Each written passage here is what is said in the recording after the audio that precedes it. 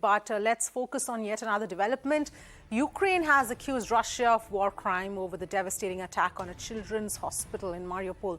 There are reports of many dead and injured, with disturbing reports of children buried under the rubble.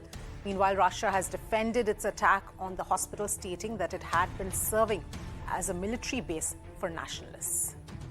Pradeep is joining us for more details here. Pradeep, what is the latest that you can tell us as far as this entire situation is concerned? There is still groups of Indian students who are waiting to also be rescued, and this aside from what's happened in Mariupol.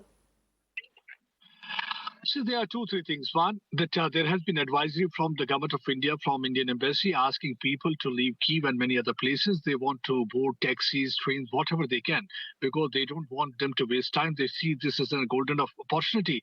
Right now, at some of the places, humanitarian corridors are working, so they want them to leave. But there are places where Indian students are stuck up, and still Indian embassies are not able to reach them. Those students are calling for help, and those are the places where, like Mariupol, already we have seen that most of the buildings have been flattened. Yesterday, we saw that how they targeted children's hospital. And after that, Zelensky, the president of Ukraine, said this was nothing but a genocide committed by Russian troops. And already I've been moving through different places. What can be more painful is that Ukraine is considered to be the breadbasket of Europe. If in fact is the fifth largest producer of wheat, sixth largest producer of maize, soybean, and almost 1/10 of the world is being served wheat and maize from this region only. And I found that many places people were struggling for one-time meal, and there were some of the NGOs or philanthropists coming and helping them. But how long they are going to do so? In fact, it's the worst kind of food crisis that is going to stare at Ukraine. We saw this thing happening in Afghanistan. Even today, they are facing problem, and a similar kind of a problem has erupted in this war zone. Also, Russia keeps on pounding shells, and they keep on claiming and counter-claiming things, because whenever they target any civilian infrastructure, they say those structures were used as military bases. But the reality is that they have targeted and hit hospital. Why they are doing so? Reason being that they want to generate fear psychosis, they want to raise cost of war, they want to bring down Ukrainians on knees, and they want Ukrainian regime to go off and Ukrainian military to surrender. And when you take such extreme position, how come the talks are really going to be fruitful and conclusive? That's what really happened. Why these talks between the foreign minister that was happening in Turkey failed? A reason was Russia was taking the extreme position. They want Ukrainians to surrender. How come Ukrainians are going to surrender here in this case? You have invaded their country, and then you want them to surrender and leave things to you. So no country army is going to do that. So nobody is going to agree to this point of view. So that's one of the reasons that the talks have failed. But yes, as Jonathan was rightly saying, that while we are exchanging bullets, we are firing at each other, training barrels of the guns at each other. And at that time, if we are talking to each other, that's a healthy sign. The only healthy sign which I see today is that they have decided that negotiators from both the sides will be interacting with each other, and they will be talking to each other, so that at least something really happens. The only good thing that has happened during the last 48 to 56 hours is that somewhere they were able to provide that those green corridors, the humanitarian corridors. I had been coming from different places from Kyiv. I saw that how the people had been struggling to move out, how the Ukrainian army is trying to help them out to leave their places. More than 2 million people have lost their homes, and they don't know where to go. Even if right now they're getting food, but then tomorrow they're not sure whether they will be getting even food, and many people are not sure about their accommodation also. It's like coming out from frying pan into fire. It's like from one uncertainty towards another certainty, and we are trying our level best to get all those stories. But yes, here the condition is very bad. The situation is really bad, because I've also got stuck up for about 1 hour where the shelling was going on. There was no other option for me but to take shelter inside one of the trench that was dug by the army personnel inside the forest belt. So I had to lie there for about 1 hour. So the heavy shelling all of a sudden starts. Nobody knows what really is going to happen. The trigger-happy Russians, anytime they open mouths of their guns, are targeting civilian areas. I saw many of the buildings totally brought down to rubble. And so those were not military structures.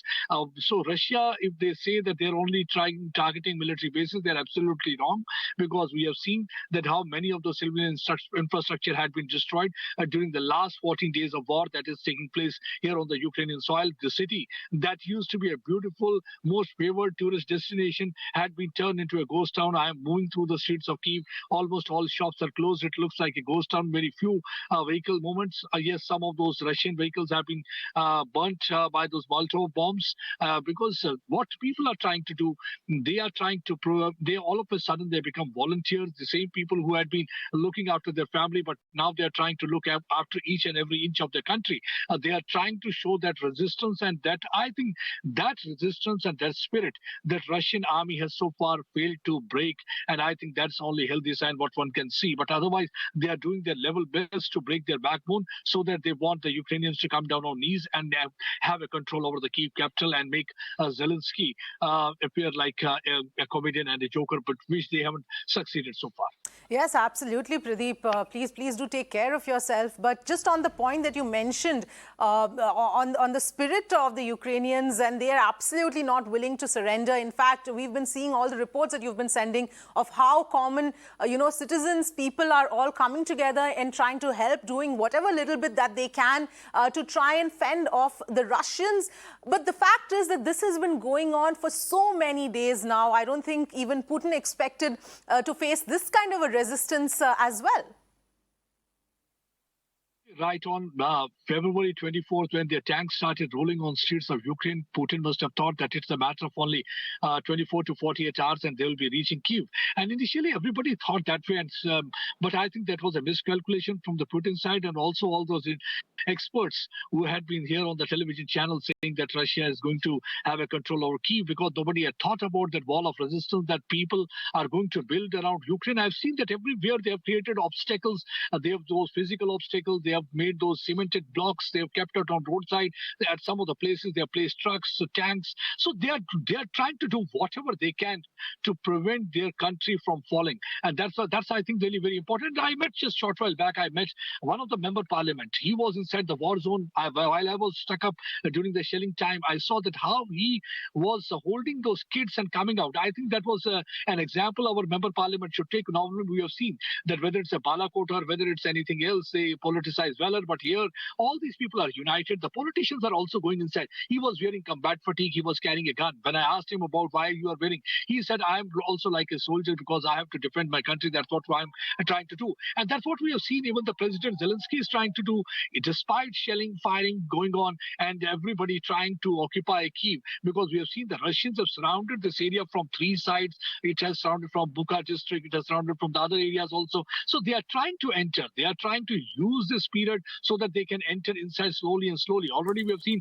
I went to a place where the water channel was flooded. The reason being that why they are flooding water channel, it's a kind of a military strategy.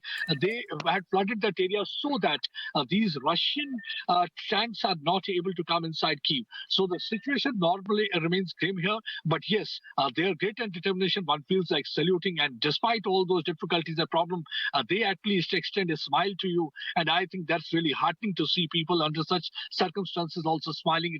Though there's a pain in their eyes, there are a lot many difficulties they're facing. But yes, they are trying to do whatever they can to help each other, to help their country, and to ensure safety, security, and integrity of their nation. Absolutely, Pradeep. Thank you so much for joining us and getting us all of those details.